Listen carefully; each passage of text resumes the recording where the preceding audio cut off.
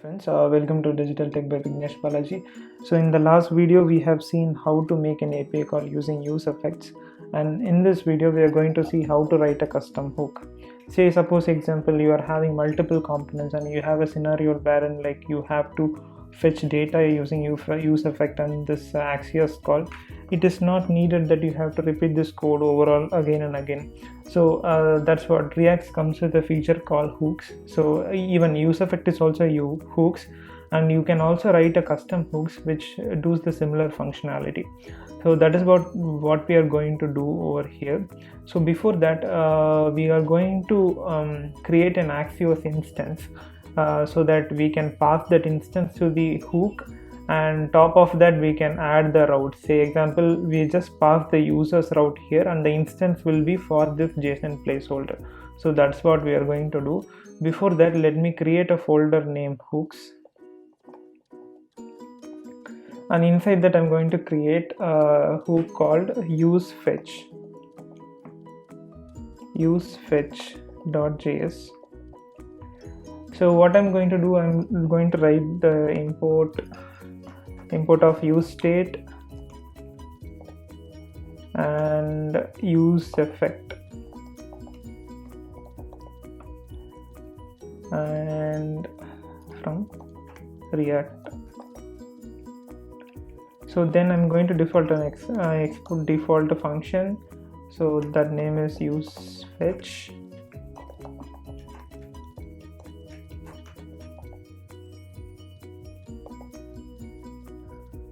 So that will take props like API. So what is the API instance, and method that is get post or put. Then it will be URL. What is the URL route that you want to hit? Data that will be initially of null, and config also of type initial value of null.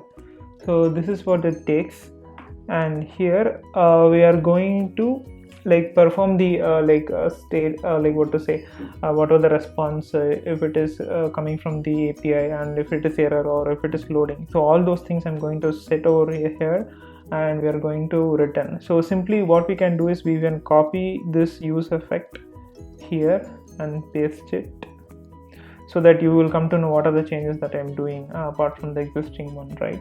So before that we have to create a config for the Axios. So what I'm going to do is that, so const a dummy API. So that will create Axios dot create will do the new instance. So you can have multiple instances in an web application, right? So that's what we are doing here. So I'm just gonna copy this particular URL, the base URL. So base URL always will be .com, right? So yeah, so this is the base URL that I have configured, and we'll see how to pass this inside and use fetch hook. So now we have the base URL config. Now we'll go to the use fetch hook, and let's write some code. So first of all, if you see here, we have the fetch users function. So let us make it so generic. So we'll say fetch data, and we will assign this to an we'll make it an fetch data as an const, and make it anonymous function like this. So I'll try to use the arrow functions. So yeah. So now inside this we'll try to change this content, and now we have to name it as fetch data. So what will happen here is that we already know, we are going to pass the instance, the API instance, and from here we are going to pass the API instance, and method will be there, URL will be there, and data null. If it is post, we will be having the data, and also config. If we are going to do it, we will be having the config accordingly. So now we'll have an try catch. So what it will do, API dot method. So that is like Axios dot get, right? Then we will pass in the URL. So URL, what is the URL? Then we will pass the config So we have to do a JSON parse. Then we will JSON parse the data as well.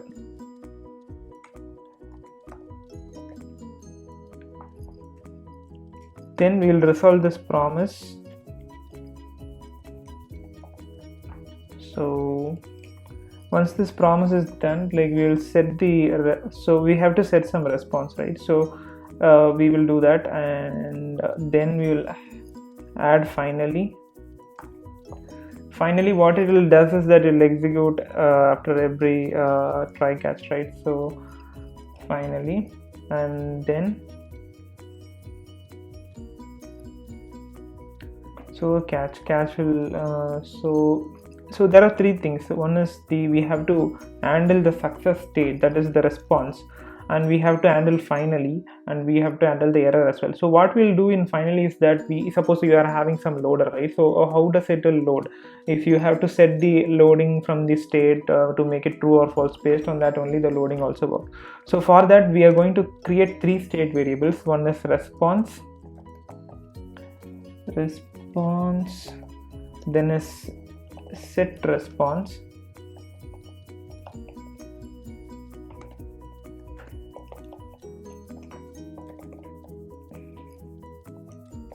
so we'll make it null.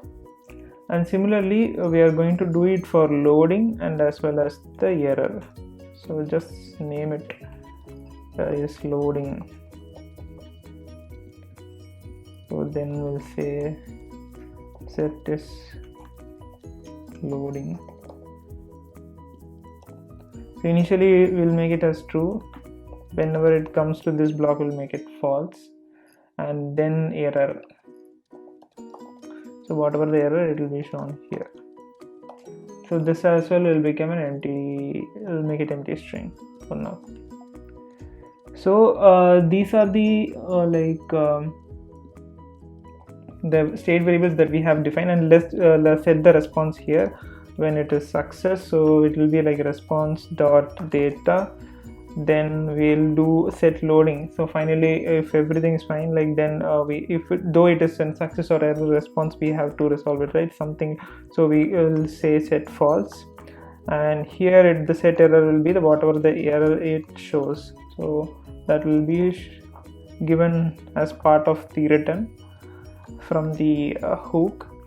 And also we have to return all this data over here. So return, so it will be an object. So we have to return the response, error, so is loading state. So based on this we will do some action in the front end. So and also make sure, like say suppose you are having so you have to re-render this use fetch. So what we have to do, whenever this API comma method comma the URL comma data or config change, we have to re-render this use effect, right? So that is why we are doing this here. So method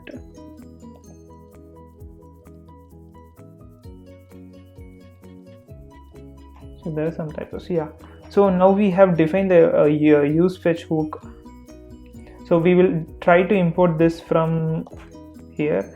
So use fetch from hooks / use fetch, and now we will try to pass. We don't need all these things because it is handled in the use fetch itself. So now what we will do, we will like say const. So it returns an object, so we have to destructure this. So we'll say response spelling is wrong. So then it's loading. So these two things we'll see now for now. And then yeah, use fetch.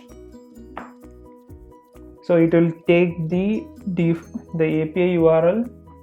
API URL is like this one, the dummy API instance. So this one, then method is get.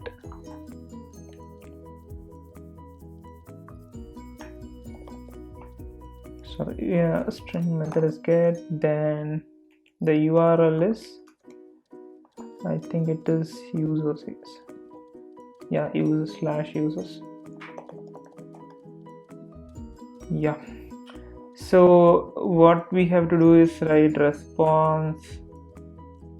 We have to make like another condition when response is not equal to null, and we have to re-render this particular thing. So let us try to refresh. Yeah, you can see the data coming over here.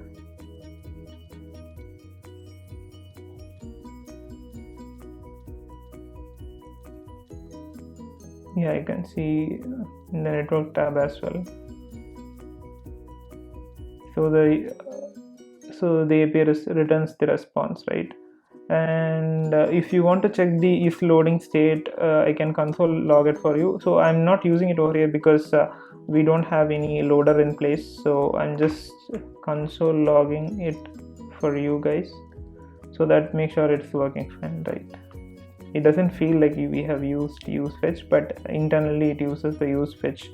Yeah, see, so initially it will be true and then it will be false. So each key cell is listed as a unique prop.